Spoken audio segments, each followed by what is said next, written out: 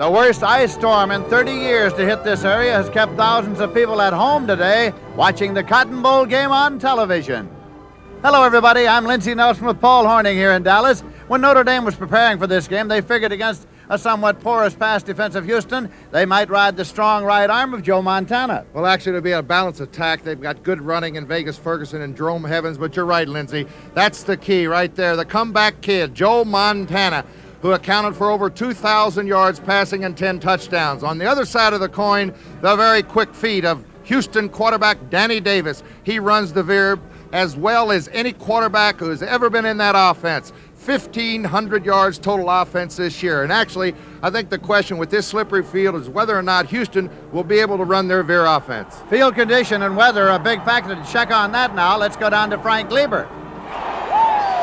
Lindsey, I guess cold is just a state of mind here in Texas, but I'll tell you, it is cold. This will go down as the iciest Cotton Bowl in history. As you mentioned, the worst ice storm in 30 years has hit this city. Some 50,000 homes were out of electricity. It was that bad yesterday.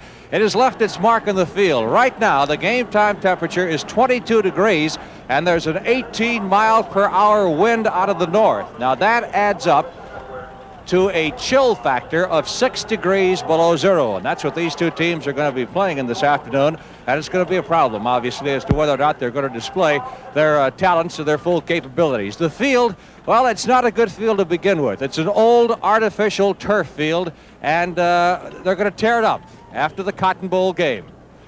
And after, of course, the season is over, it will be torn up, it will be replaced. It is threadbare. It is icy in spots this afternoon.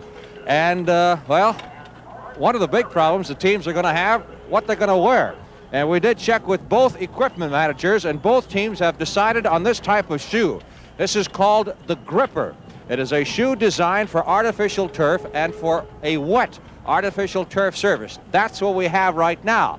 Now, it is conceivable that it could freeze before the afternoon is out. And one thing that may be significant is the fact that Houston has packed cleats, and they could change to cleats if necessary at halftime. Notre Dame has not brought along any cleats, so they'll have to stick with this Gripper type shoe for the remainder of the afternoon. The crowd is still filing in here at the Cotton Bowl. The game officially is a sellout, but nevertheless, chances are we're going to have well below a sellout in attendance this afternoon. We're talking to Wilbur Evans. Wilbur's been the executive director of this game for, well, 34 years. He's seen 34 Cotton Bowl games, and he has retired last year, and he said this is probably the worst conditions that he's ever seen for a Cotton Bowl game, and the only one that he could actually compare to this would go back to 1947. That year, Arkansas played LSU. Y.A. Tittle was playing quarterback, as a matter of fact, for LSU. And that game wound up a 0-0 tie. The temperature has been cooler in the past for Cotton Bowl games. We've had it down in the teens, but we've never had the combination of the ice and the wind and the chill factor, which right now, as we said, is 6 degrees below zero. Both teams have prepared in Dallas for, well, Notre Dame has been down here now for 10 days getting ready for this game. Houston has been here for just 4 or 5 days. Ironically, it's been a very, very mild fall and winter so far here in Dallas, and it didn't turn cold until Saturday. You probably noticed that during the CBS telecast of the Dallas Cowboys game with the Atlanta Falcons. The precipitation didn't fall until Saturday night, but this city is completely in ice right now, and a good many people are without power, without electricity. The teams are coming on the field, as you can see behind us. The Fighting Irish of Notre Dame with their head coach, Dan Devine. They'll be in white this afternoon. And the Houston Cougars, the Southwest Conference champions, will be in red. And everybody will be chilly. There is no question about that. There's going to be a lot of slipping and sliding going on the floor of the turf here as 1979 gets underway in Dallas, Texas. It's a lot chillier in this part of the country, we understand, than it is up in New York and probably in even parts of Alaska. Snow flurries started to fall here within the last hour here at the Cotton Bowl, but the prognostication is for the weather to clear later on in the day, and the temperature probably will get down to something like 7 or 8 degrees in Dallas tonight. It should stay around the 20 mark for most of the afternoon, and as we said, there's a good possibility that the field may freeze before this ball game is on. Whether that affects Notre Dame more than it affects Houston remains to be seen. It'll be a test for both teams, really, to survive this 1979 Cotton Bowl game. It's the 43rd Cotton Bowl in history, and as we said, it will go down certainly as one of the chilliest. Fans trying to keep themselves warm with virtually everything at their disposal, and it is not easy at all this afternoon because that wind is brisk. It is out of the north as we await the arrival now of the Houston Cougars. The Fighting Irish are on the field. We'll have the invocation and the toss of the coin momentarily, and here come the Cougars and their head coach, Bill Yeoman.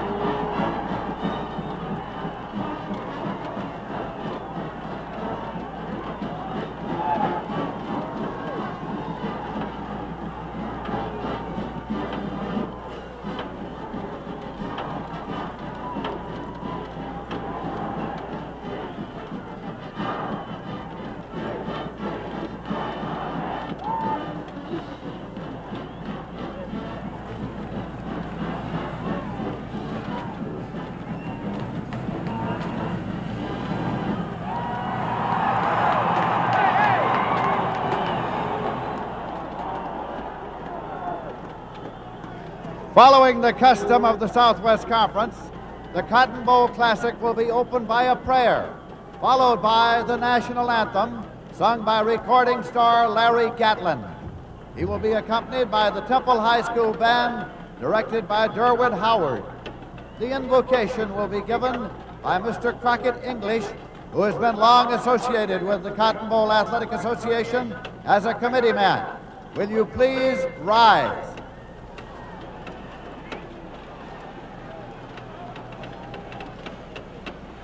Good and everlasting God, hear our prayer of praise and supplication. We praise Thee for Thy boundless gifts to all mankind and for Thy presence with us today. Protect these young men from harm and guide them through a rewarding experience. Keep each of us from acts unkind to fellow man and unsightly to Thee. Protect America and lead us to be as Thou would have us to be, as in Thy name we pray. Amen.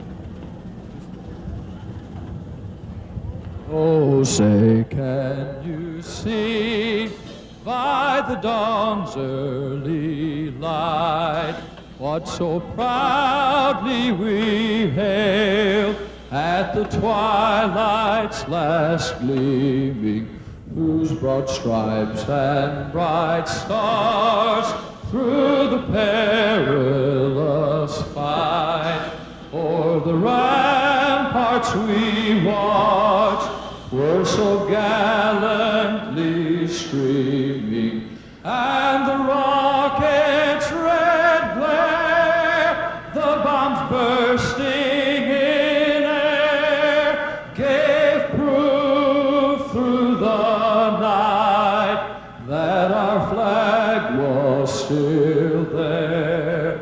Oh, say does that star-spangled banner yet wave o'er the land of the free and the home of the brave?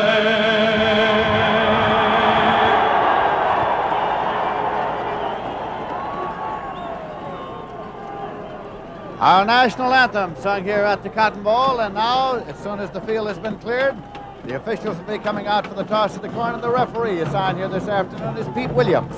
The umpire is Harvey Hardy. The head linesman is Robert Gaston. The line judge is Robert Caldwell. The field judge is Joe Delaney, and the back judge is Gordon Pettis. The 43rd annual Cotton Bowl game on a cold day in Dallas, Texas. Said by many to be the coldest since the 1947 game, in which Arkansas and LSU played to a 0-0 tie here in Dallas. There's Dan Devine on the sidelines, the head coach of the University of Notre Dame. And Lindsay, last night I was talking to Bill Yeomans, the coach of Houston. He said, Paul, we very definitely need a pretty good footing for the Veer offense. If we cannot get traction, we might as well go home. And this field was not covered, as Frank Gleber told you early in the broadcast, and it was swept off this morning, but it looks like it's pretty good. All right, Pete Williams now is down there in the center of the field, the referee. Montana, Captain Heavens, Captain Garlic. What you make Captain Davis, Captain Murphy? This is Captain Haines. Now let me introduce you to the officials, please. Mr. Pettis will be our back judge. Mr. Caldwell will be our line judge. Mr. Bobby Gaston, our head linesman. Mr. Hardy, the umpire. Pete Williams is making the introductions there of the other officials about whom we told you a moment ago. He has introduced the captains to each other, and very shortly he will be tossing the coin. Shows it to each of them now. And now the coin is tossed. And he will give us an indication in just a moment. Defend that goal. You want to kick. You want to kick. You want to defend that goal. I thought this might happen, Lindsay. It looks as if Notre Dame has won the toss, and I think they're going to elect to defend a goal rather than kick or receive. I think you're right. They want that wind. It's about a 20-mile-an-hour wind blowing from the left to right of your screen. They're still getting it straightened out. It's Bob Golick and Jerome Heavens, 55 and 30. Notre Dame has won the toss, and they have elected to defend that goal. That is their election, to defend that goal. And Houston, with the alternate election now,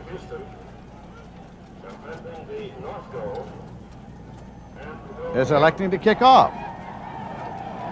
Absolutely. They might have made a little mistake there, Lindsay, because the wind, as I said, we've got a 20-mile-an-hour wind blowing from left to right. So Notre Dame will be going against the wind in the first quarter. The lights have been turned on here at the Cotton Bowl before the kickoff as they go back for their final huddles, and you will notice throughout the afternoon that most everyone stationed down there will have gone to the cupboard to pull out all the foul weather gear that they could find for the elements of the afternoon. The Houston Cougars, champions of the Southwest Conference. The champion of the Southwest Conference is the host team in the Cotton Bowl game. Kenny Hatfield normally does the kicking off for the Houston Cougars. As you see Bob Golick there, along with Reggie Harrison, talking to Coach Dan Devine. And see, he wants to recheck that coin toss. He does. I think Paul is right. I think there was a little confusion there. Absolutely. They wanted the wind in the first quarter. Then Notre Dame, in the second half, would have had that opportunity. Most normally, Houston would have elected to receive in the second half. Then they would have had their choice of the wind in the second half also. This is reminiscent of the famous coin toss in which Abner Haynes said, "I'll kick to the clock." It's too late now. It is definitely too late.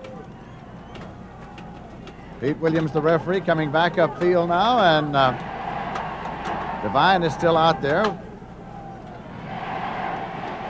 He's calling Golick back over again for a little more confirmation.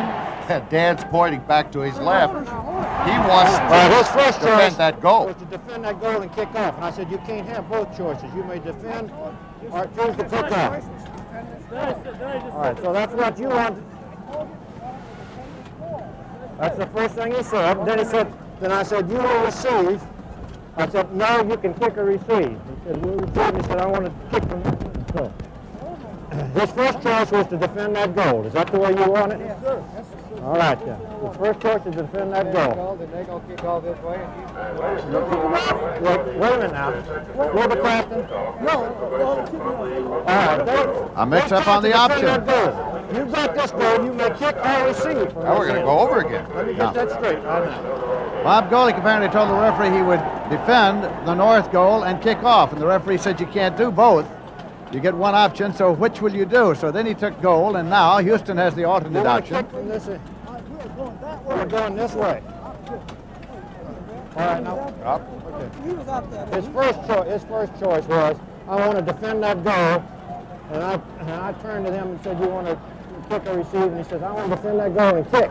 I said, you can't have both choices. And then he got confused, and he said, no, I want to kick and everything. So they're going to defend that goal. I don't blame Bill Yeoman right here. No, they're going to defend. You have a choice to kick or receive. Okay. He says we'll kick. Notre Dame was teeing the ball up, and they had Steve Cichy out there to kick, and that is he right there. But Bill Yeoman said no. Notre Dame is going to defend the north goal. Well, the confusion came in when Bob Golick, he was listening to the instruction of the referee. He wanted to defend a certain goal, and he also wanted to kick, and you cannot have both options. All he had to say is, we want to defend this goal and let Houston make up its mind. Oh, but that's too simple. That's Paul. too simple, right? Remember Abner Haynes for the old Dallas Texans? I do. Sudden death for Hank Stram's team. Said we'll kick to the clock. To kick off. So they're kicking off. So Houston says we'll kick off. So Notre Dame takes the kicking team off the field. They'll send the receiving team on the field. And that is Hatfield, who is teeing it up there now. Randy Harrison to be one of the deep men for Notre Dame. So Hatfield is tied up to shoe. Notre Dame deploys to receive. That is Harrison going deep. Back there with Stone. Jim Stone and Randy Harrison are the deep men on the kickoff return. Hatfield has teed it up on the 40-yard line, and very shortly, after some confusion about the choices, result of the toss of the coin, we'll be able to get the Cotton Bowl game underway.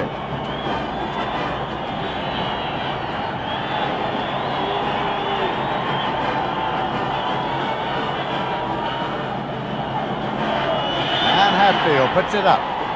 Stone. Now Harrison. Harrison at the 10-yard line to the 15, to the 20, 25. Harrison to the 30, 35, 40.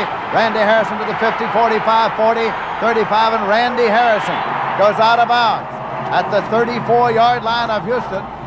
Elvis Bradley, number 20, the junior from Longview, pushed him out. And Notre Dame has excellent field position on the opening kickoff. First down and 10 yards to go now for the Fighting Irish. Joe Montana is the quarterback. And that'll run the attack. He's 141 for 260, 54.2%, 10 touchdowns and 9 interceptions. A 56-yard return by Randy Harrison. Evans is the tailback. Buchanan is the fullback, and he moved it to the 31-yard line as Steve Bradham, the linebacker, came in to make the tackle. Jerome Heavens, the starting tailback, who rushed for 728 yards and averaged 4.1. There is the backfield, Montana. Well, that's not the one they started, but that is the one they'll have in there a good part of the day. Matt Vegas Ferguson, the most valuable player in last year's Cotton Bowl, but they're starting the senior, Jerome Heavens, who leads career yards rushing, all-time leader for Notre Dame. Give it again to Jerome Heavens. And he powers his way through almost to the 25-yard line as David Hydes, the junior from Clute, and Jose Taylor came in to make the tackle. Both had outstanding seasons for the Houston Cougars. As the Houston defensive line and the linebackers. A very quick secondary. Cook, Hatfield, Ebner, and Bradley. Give it to his fullback, and Palace. Pete Palace carried the ball, and Bradham was in there to make the tackle at the 25-yard line. Watch the Houston Cougar defense react just off tackle. That's Pete Pallas, a senior, 6'2", 204, nowhere to go. And watch the red jerseys. Number 1, Steve Bradham, the junior linebacker from Longview, filled the gap. 4th down, Notre Dame will go for it. Pallas is out of the ballgame now. Buchanan's in there at fullback. 4th down, about 1.5 yards to go. Heavens, he's stacked up. I don't think he made it. He didn't make it. And the ball will go over to the Houston Cougars, who have held and nullified a brilliant kickoff return by Notre Dame. So the Cougars are going to take the ball. Jose Taylor and Fred Snell were there on the tackle for Bill Yeoman's Cougars. They take it at their own 24-yard line. 1st down and 10 yards to go, and Danny Davis is in there to run the attack. His running backs are Emmett King and Randy Love, both gained over 1,000 yards. There they are. The receivers, Herring, Adams, Jurgaitis, and the offensive line. The key to the Houston attack on the Veer offense is a lot of east-west running, whether or not they'll be able to cut on this slippery field. With the King, and Emmett King powers up to the 30-yard line before Bob Golick comes in to make the tackle. Gain of 6 will make it 2nd down and 4 yards to go. Steve Heimkreider also on the tackle for Notre Dame. Here's the Notre Dame defense. It's Weston, Calhoun, and Hankard. Average about 250 pounds in that front 4 for the Irish. 2nd down play coming for the Houston Cougars, champions of the Southwest Conference. Love, and he moved it up to the 35-yard line. Heimkreider again coming in on the tackle. They take a long look now at 1st down yardage. John Hankard also on the tackle. 2 great running backs for Houston. King, who gained 1,095 yards. There's the linebackers for Notre Dame. Heimkreider, Golick in the middle, All-American, and Bobby Leopold on the outside. They're going to measure for the possible 1st down here now. Artificial turf here at the Cotton Bowl. But the 2 running backs for Houston, Lindsey, very quick. They can break it at any time. King gained over 1,000 yards. 1st and 10.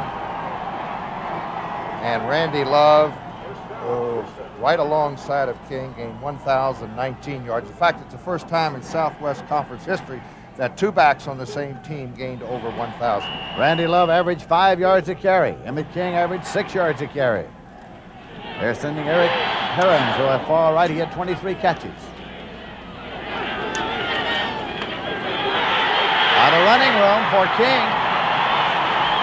Got a 1st and 10. It's up at the 48-yard line. Bobby Leopold finally brought him down 1st and 10. A 13-yard pickup. Let's see if we can pick up the blocking on the left side. 66, Robert Jones, a sophomore from Tyler, Texas, takes care of the linebacker, and what a hole. Emmett King picks up 13 yards and another 1st down. Harold Clark has come into the backfield now. There's Emmett King. 1st down, 10 yards to go. As Love. Another big hole, and he goes through to the 42-yard line of Notre Dame before Bob Golick brought him down. Let's take Bob Golick right in the middle. That's one of his keys is at first. There's a center popping out. Dennis Greenewalt, the guard. And it's a big hole on the right side. 11-yard pickup, another 1st down, and Houston is taking it right to Notre Dame's defense. Houston has the ball 1st and 10 at the Notre Dame 42-yard line. Danny Davis, the quarterback. Gives it again to Love. He got through to the 38-yard line before John Hankett brought him down a gain of 4 yards. Jeff Weston also on the play. It'll be 2nd down and 6 at the 38 for the Houston Cougars. The first responsibility on the Veer defense on the handoff, the defensive tackles must tackle the back who hits in there first. Then the defensive end has the quarterback, and the cornerback has the pitchback. It's 3 options for Danny Davis. Willis Adams in a wide left. Fumble. It was, got away. Emmett King had the ball fumbled, and Jay Case has recovered it for Notre Dame. Jay Case recovers for the Irish. This is a problem for Houston. Houston doesn't get beat by too many teams. They beat themselves, Lindsey. They had 44 fumbles on the year and lost 27 of them. And right here, 75, Jay Case The offside defensive end gets the football back for Notre Dame. First down and 10 yards to go now for the Irish. They have the ball at their own 34-yard line. Montana brings them up.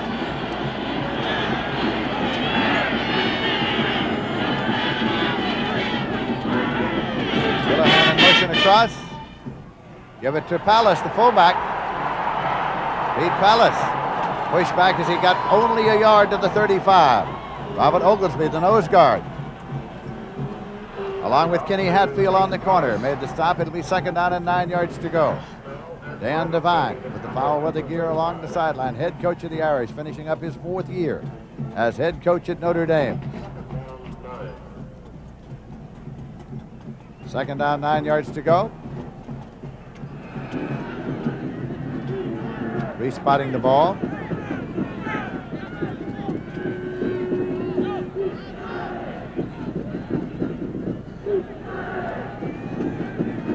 Dave Huffman, who is from Dallas, comes over the ball. Montana. And it's incomplete. Joe Montana with an incompletion. And Steve Bradham was the man covering. It's going to be third down and 9 at the 35-yard line. Well, Montana would love to have that one back. Dennis Grindinger, the tight end, little play action right, came back against the grain, was wide open. Third down play coming now for Notre Dame. Should have caught it. Houlihan's in a wide left, Kris Haines is in a wide right, and the running backs are split. Montana dropping back. Goes a screen right to Heavens. Heavens tries to back to the inside, to the 40, to the 45, to the 50. Jerome Heavens, 45. Gets across the 40-yard line of Houston. It'll be first and 10, Notre Dame at the Houston 38-yard line. From the end zone, we're going to watch a screen set up to the right side. Pete Palace goes blocking on the left. Watch the screen set up. Jerome Heavens makes a great move. 26-yard pickup right here. He beats the linebacker to the inside with good speed. He hasn't played the last couple of games too much. Right, Lindsey? Heavens didn't play against Georgia Tech and saw limited action against SC. He looks like he's ready. Looks like he's ready. Vegas Ferguson has not been in the ball game so far. Palace and Heavens. That's Heavens from the tailback. Dives across the 35-yard line and up to the 34-yard line. A gain of 4 makes it second and 6. Robert Oglesby in to make the tackle again. He's a junior from Fort Worth. He was a prep All-America at Arlington Heights. No score. We're in the first quarter. We have 8 minutes, 58 seconds remaining to be played in this period. Dean Mastak is coming at tight end. Evans has carried 4 times for 12 yards. Double tight end. Took the screen pass, of course, for the big gainer. Detmer is in motion across. Montana has the ball. Palace incomplete. Threw to his fullback. David Hodge was covering. All Southwest Conference linebacker and All-American. Well, he didn't have to throw it that hard, Lindsey. Very cold down there. Your hands really get cold on a day like this. Buchanan comes in at fullback now, and Palace goes off. Houlihan's going out to a wide left. Kris Haines to a wide right. Buchanan's in the left set. Heavens in the right set for Montana.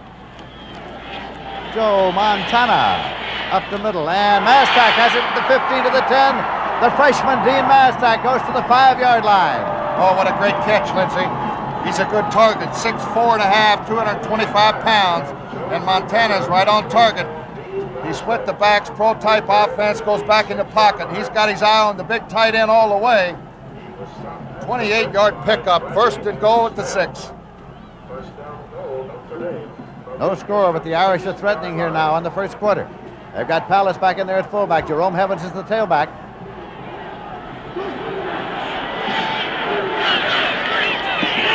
Houlihan in motion across. Jerome Heavens to the left side, but stacked up after a gain of a yard at the 5. Darrell Wilkerson along with Steve Bradham in to make the tackle. Second down and goal to go. Notre Dame at the Houston 5-yard line. I've been watching Steve Bradham, the junior out of Longview. He's very active in there, Lindsey, from his inside linebacker. Houston will be in the normal college defense, a 5-2, 5 defensive linemen and 2 inside linebackers. And they have to be quick, and they are. Second down and goal to go at the 5. Evans in the right set, Palace in the left. Motion across, that's Detmer. Palace, fullback carried. Got a couple of yards to the 3 before David Hodge made the tackle. Third down and goal, Notre Dame at the Houston 3-yard line. Houston won 9 games, lost 2 this year. Notre Dame won 8, lost 3. Notre Dame lost their first 2 and their last one. I'll tell you, it favors the team who has the wind. There's a lot of wind blowing left to right of your screen. Notre Dame must put some points on the board when they have the wind in the first quarter. Montana's rolling and looking and keeping, and Montana tries to shoulder and touchdown, Notre Dame. Montana lowered the shoulder and got in for the touchdown. Watch Bowman here, number 74, the defensive end. He goes over and knocks and hits Montana right at the goal line. Let's see if he gets in. It's very close. Referee right there, he got over. And Montana goes in for Notre Dame's first score. There he is. A nice, clean cut young man. 9 plays, 66 yards, Lindsey. Took up 3 minutes and 41 seconds off that clock. Joe Unis, who is from Dallas, Texas, will attempt the conversion. Chuck Mayle is disabled, and so Unis is doing the converting. Knaffel is holding for him. Knaffel puts it down and drops it. Knaffel tries to scramble for it. Mayle tries to get to it. Ball is still loose. The conversion is no good, and the play is ended. So the score is Notre Dame 6 and Houston nothing. And we have 6 minutes, 55 seconds left to play in the first quarter of the Cotton Bowl game here in Dallas, Texas.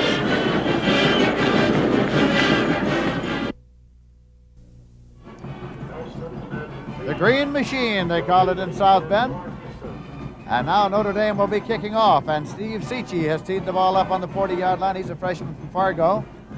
And dropping back to receive it, Terry Elston, number 7, Linnell Fee, number 15. There is the scoring drive. Montana, by the way, is 2 for 4, 54 yards so far. Cichy puts it up. Elston at the 6-yard line. He's at the 10, at the 15. Terry Elston across the 20 and fumbles the ball at the 24-yard line. And Notre Dame has recovered. Notre Dame has recovered the fumble.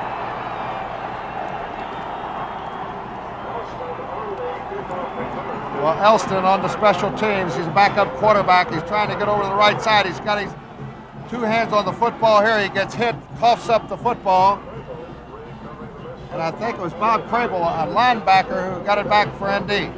Crable was a late-season ball hawk at Notre Dame, and apparently was on that one, too, to give it 1st and 10 Notre Dame at the Houston 25-yard line. You'll recall that the Houston Cougars were here year before last in the Cotton Bowl, and they scored 21 points quickly against the University of Maryland. Cichy made the hit, by the way, on that return. Vegas Ferguson is in there, but he was faked to Ferguson, and the pass was incomplete. Kris Haines down the left sideline, the intended receiver. Heavens was in the fullback spot, and Ferguson the tailback, and that's set. Now they got the best 2 backs in there. Grindinger open again, Lindsey, coming across. He dropped one earlier and came back with the same play. It's wide open. I would get guessing here Montana's going to keep that in mind. You'll see that play a couple more times today. Heavens goes off, and Palace comes in at fullback now. Ferguson became the 2nd Notre Dame man in history to rush for over 1,000 yards this year. 1,192, average 5.6. He's the tailback, 32 in the ball game just now. Now Montana rolls and throws the screen left. Taken on the left side by Vegas Ferguson. Got inside the 20-yard line, down near the 16, as Fred Snell made the tackle. From the end zone, that's number 32, Vegas Ferguson. Play action. He'll set up the screen. A little half roll right, Lindsey. Screen back to the weak side. At a good block coming out by the guard. Vegas Ferguson makes a good cut, almost picks up the first down, a little short. Vegas Ferguson holds all sorts of records at Notre Dame. 1,192 yards rushing on the year, a Notre Dame record. This is Vegas Ferguson. He's got the first down with yards to spare. He's inside the 10 at the 8. First down and goal to go. Gerald Cook from the corner made the tackle for Houston, along with Kenny Hatfield.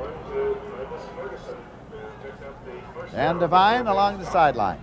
Ball is near the 7-yard line. 1st and goal.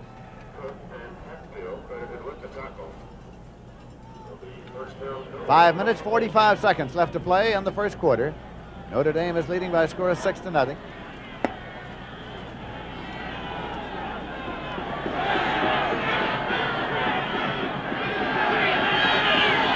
Detmer in motion across. Montana. Mastak could not hold on. The freshman, Dean Mastak. Well, Montana got all the time in the world to throw the football. Finally picked out his tight end, was right on the numbers with it. Just dropped it. So it'll be second down and goal to go at the 7-yard line. Here comes Jerome Heavens back into the ball game. Palace is coming back in. Buchanan is going out. Ferguson is going out. On the second down play, Montana brings him up in an eye, and the wing back to the right side is Detmer. Detmer in motion across. Quick pitch to Heavens from the tailback. Heavens drives to the 2-yard line where it'll be third down and goal to go. Notre Dame at the Houston 2. 6-yard pickup by Jerome Heavens, who runs from both the tailback and the fullback in the Notre Dame eye. This time Heavens is in the eye, pitch around the right side. Pete Palace in front of him blocking. I thought Heavens did a nice job, Lindsey, getting down to the 2-yard line. He's hit here about the 6 by number 10, Gerald Cook. Heavens now 19 yards and 6 carries. Buchanan is coming to the ball game. He's a freshman from Plymouth, Indiana, and Palace has gone out. Buchanan, touchdown, Notre Dame. Pete Buchanan, the freshman, 6'3", 220-pounder, drove in for the second Notre Dame touchdown of the day. From the end zone, let's watch Pete Buchanan hit in there with a lot of authority, Lindsey. The freshman, 225 pounds, known for his blocking around Notre Dame, but this time he goes off the right side, his third touchdown of the year. So we have a conversion attempt coming now for Notre Dame, and since they missed the first one, will they go for 2 here?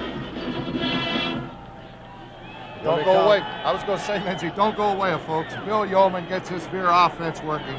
They can put some points on the board so quick, it's unbelievable. Notre Dame's going to try a 2-point conversion. And there is a delay penalty. That will cost them 5. Did not get it in there ahead of the required time, and so it'll cost them 5 yards. Puts them definitely in a passing situation now, Lindsey. A 2-point conversion and the pass run. The pass run option is very tough defensively, but now with 5 yards, Montana will definitely go upstairs. Spotted back at the 8-yard line. Notre Dame at the moment is leading 12-0 with the 2-point conversion coming. They split Kris Haines out to a wide left. Montana rolls and looks. Goes incomplete into the end zone. Trying to get it to Houlihan, and so that conversion attempt fails as well, and the score remains Notre Dame 12, Houston nothing, with 4 minutes 40 seconds remaining to be played in the first quarter.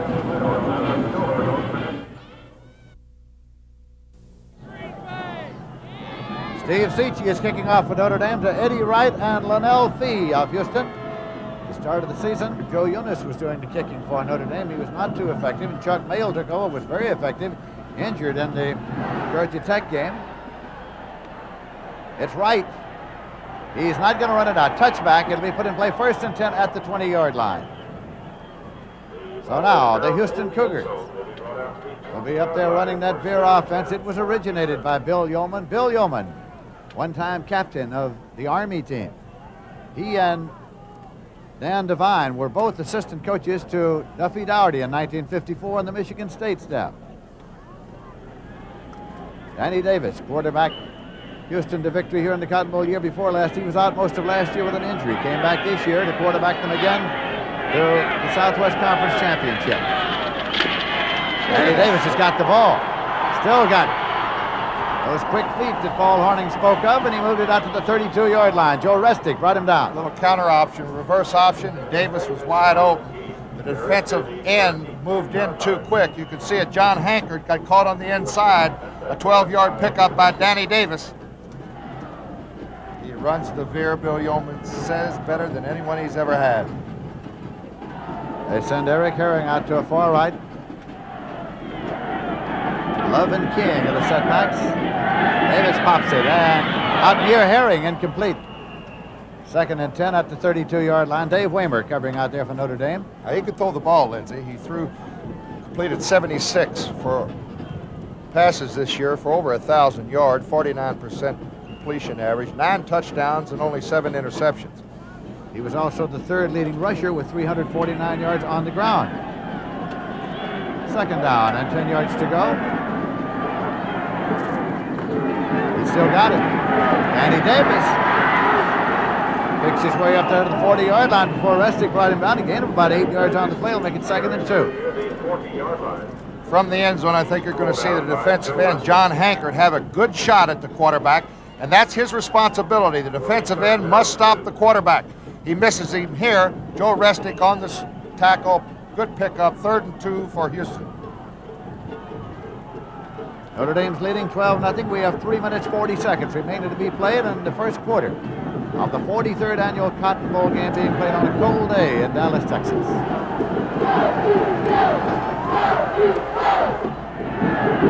Danny Davis with the pitch to King. King got up to about the 44-yard line as Jay Case came over Bobby Leopold to make the tackle. A 1st and 10 for the Cougars. Jim Browner also there defensively. Lindsey, that play might have looked like it was run all the way, but it was not. Perfect example of the Veer offense. First, he faked inside to his back. Now the quarterback has an option to throw the pass or pitch it to his trailing back. Now the cornerback is really the key over there for Notre Dame, the top left of your screen when Houston is running right. If he comes up, Danny Davis throws the football. If he stays back, he pitches it to his back, and they're off and running. First down. That's Love, Garrett. And he got only a yard. Jay Case was the first man there. It's going to be 2nd and 9 at the 45-yard line.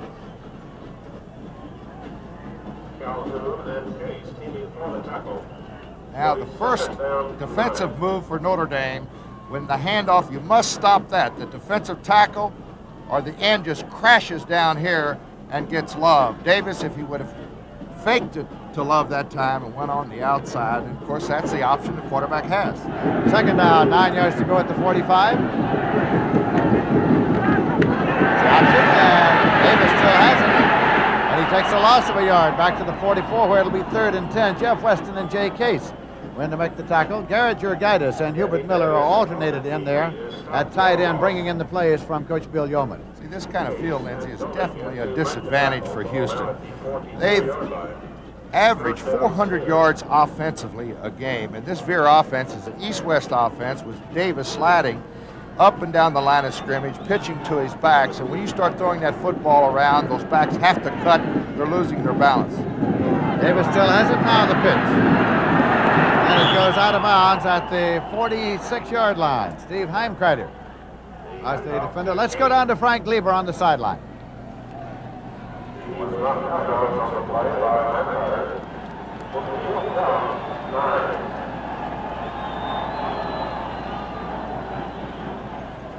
Now on 4th down, Jay Wyatt is back to do the punting. He has averaged 39 yards per punt.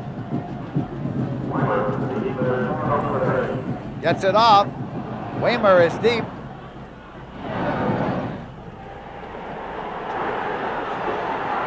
Scramble is on down there about the 12, 13-yard line. Notre Dame got mixed up. They did, and hit a Notre Dame man, and Houston recovered. It hit a red jersey. It hit one of the Houston Cougars, and Notre Dame thought it was a live football. They should have just spread out, Lindsey, and got away from it. It's going to be 1st and 10, Houston. 41-yard punt. Let's check it out. I think it hit one of the Houston Cougars back upfield. 1st and 10, Houston at the Notre Dame 12-yard line. Big break for Houston to get a touchdown. They're not going to keep them off the scoreboard.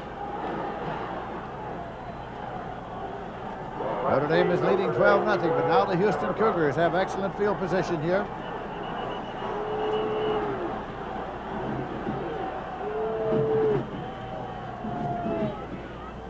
Still getting it straightened out. Pete Williams, the referee. Dan Devine is over on the sidelines talking to one of the side judges over there. He wants an explanation again.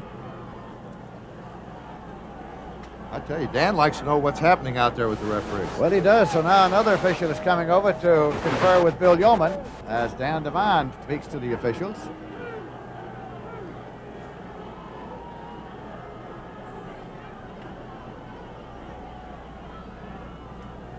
So Dan Devine is still pleading his case as we have 1 minute 31 seconds remaining to be played in the first quarter.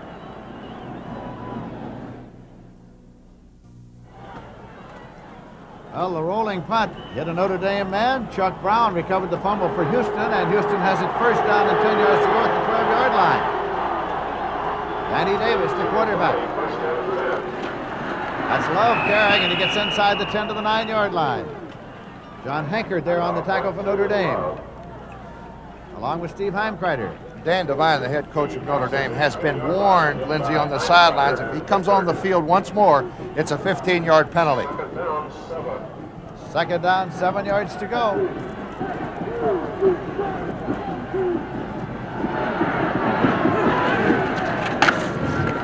Now the pitch back to King, and Emmett King downs the ball at the 15-yard line for a loss of 6.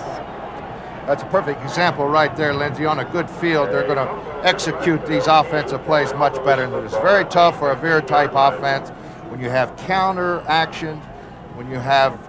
As Shasta 4, the Cougar, that's kept in an air-conditioned cage on the campus of the University of Houston. Third down at 13 yards to go. Love has carried 5 times for 23 yards. Eric Herring goes far to the right side. Danny Davis, full pivot, sets it up, throws it into the end zone. Touchdown for Houston. Taken there by Willis Adams.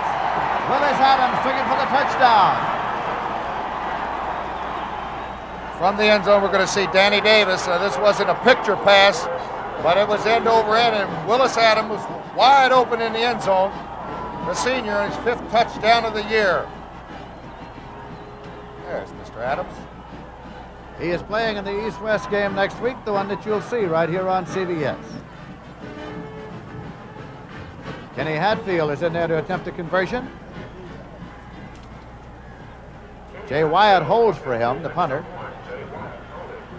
Wyatt puts it down, Hatfield boots it up, and it's good. So as they come back up the field, it is now Notre Dame 12, Houston 7, and we have 17 seconds remaining to be played in the first quarter.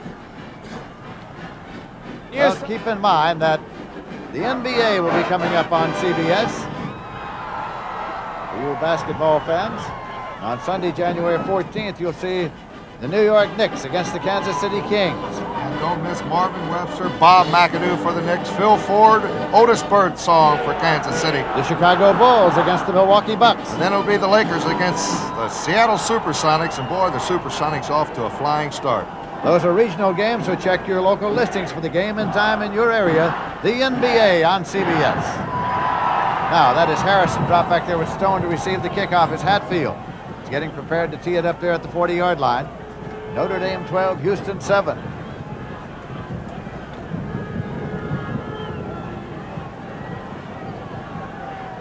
Still getting it settled on the tee. Sideways. Kenny Hatfield will be kicking for the Cougars. Harrison and Stone are the deep men. Hatfield is a regular cornerback and handles the kicking duties. He's got it there lying flat on the tee. Sails the line drive down, and it's fielded at the 36-yard line. Return only to the 31-yard line. And that was Belden, the fullback, who returned it, Tony Belden. First and 10 for Notre Dame at the 31-yard line. Well, Lindsey, we mentioned that the field, the playing condition would be a definite factor. There's been 3 turnovers in the game, and all have resulted in scores. 13 seconds remaining in the quarter now as Joe Montana brings the Irish up.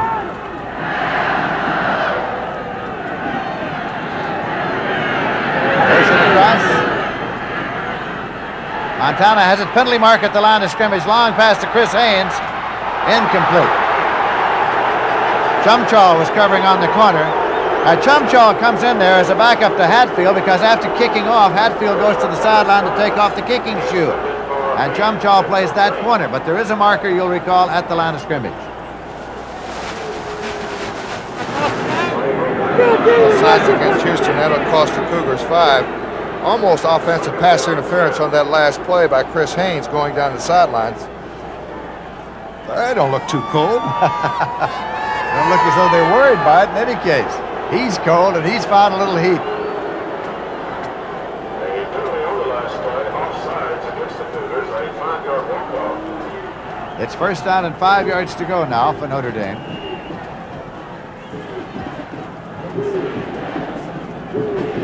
Ball is at the Notre Dame 36-yard line. 7 seconds remaining to be played in the quarter. The clock will start on the snap.